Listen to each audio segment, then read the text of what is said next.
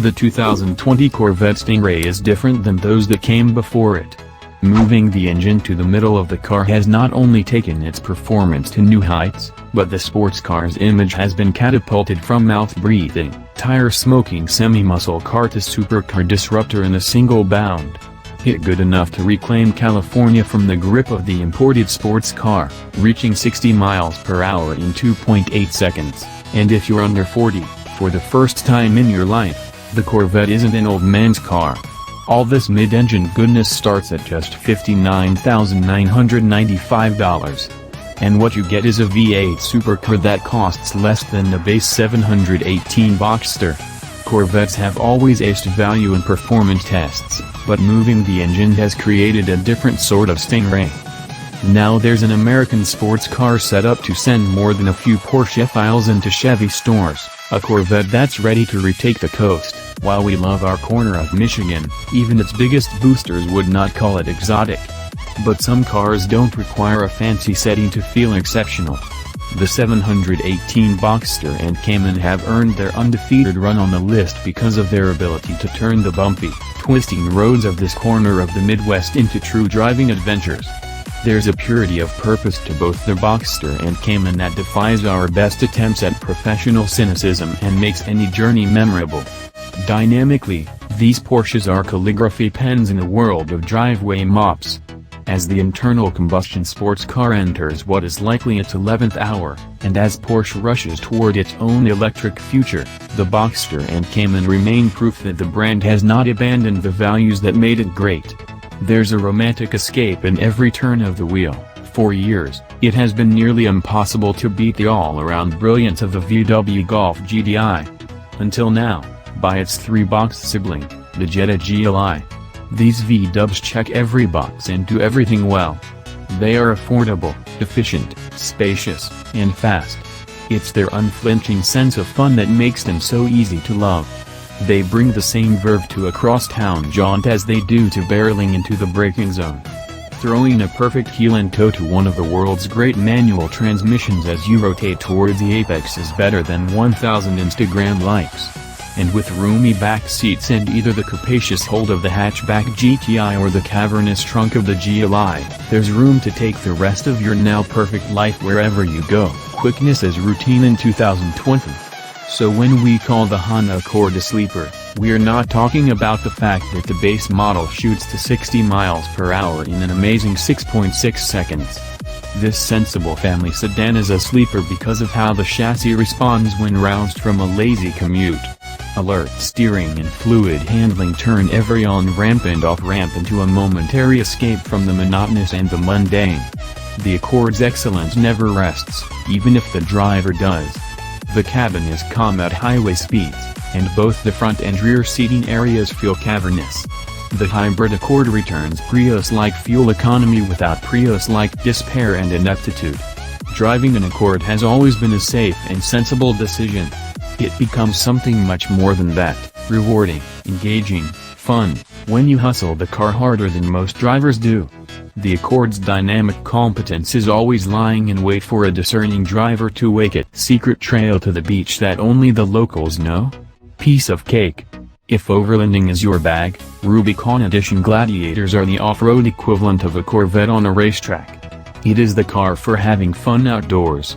Judged against other pickups of comparable size, the Gladiator isn't the best, not even second best. But it isn't just a pickup, it's a convertible pickup wagon dreamed up in the vein of an 83-function Swiss Army knife for the road. It will help you harvest your grapes, buy the yeast, move your storage casks, uncork your wine, and drink it, too. You know what else the Gladiator offers that only a few other 10-besters do? A manual transmission. Considering all its attributes, we've decided it's love. It's taken car and driver 65 years, but we finally get that mantra constantly broadcast by Jeep owners.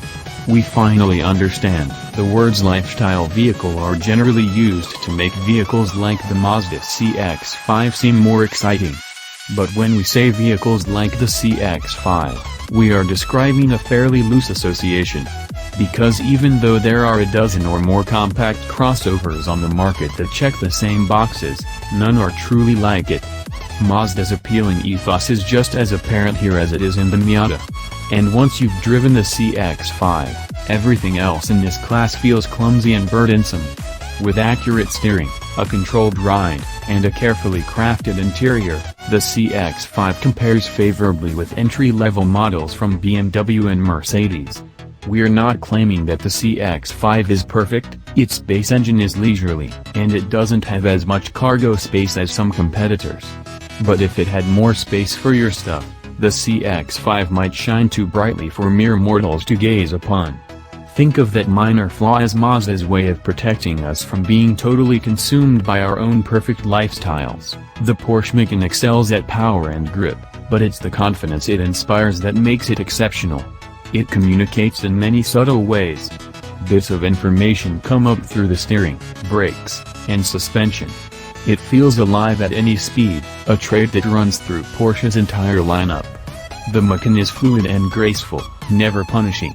A 2019 facelift brought on two new turbo V6 S models make do with a 348 horsepower 3.0-liter V6, and Macan turbos get a stonking 434 horsepower twin-turbo 2.9-liter V6.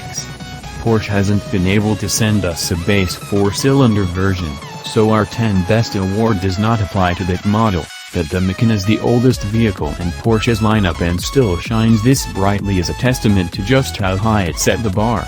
There are quicker SUVs. And there are more practical SUVs.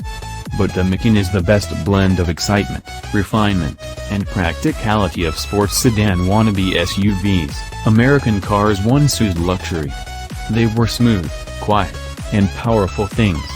Think of a 1950s Cadillac or Lincoln, cushy domestic behemoths with burbling V8s in bodies bolted to full-length frames. We'd pilot these across far expanses of land, ferrying our families and our imaginations to places we'd rather be. We can still do all of those things. Only now we do them in trucks. Ram has made this possible by envisioning the light-duty pickup as a luxurious yet utilitarian carrier of families, fertilizer, and dreams. The Ram 1500 isn't just the best truck out there, it's one of the best vehicles. Its supple ride, rich interior, and fluid power delivery elevate it to a place we never thought possible for a pickup. One of the pillars of 10 Best evaluation is mission fulfillment, and if part of a pickup truck's mission in 2020 is to be as comfortable as it is capable, you'll do no better than the smart, opulent, and usable Ram 1500. The new Toyota Supra is one of the world's best teaching aids for learning to go fast, because it's also one of the best cars to drive fast, period. The Supra broadcasts what it's doing in reaction to what you're doing with the controls as if it had a bullhorn bolted to its dash. While the steering is direct and accurate, it's the car's ample body movements as the tires nibble at the edge of adhesion that speak loudest. It's also a happy everyday driver. The platform and running gear are courtesy of BMW, and Toyota has honed the components to sweet perfection. The Supra's ride over large bumps is as supple as taffy, its steering offers rewarding heft, and its inline-six is refined and mellifluous. The standard 8-speed automatic works so well that we almost don't miss having a manual gearbox to stir. Almost. The Supra is a killer value on top of being a stellar sports car. Congratulations, Toyota. You've managed to bring back a car worthy of the Supra name.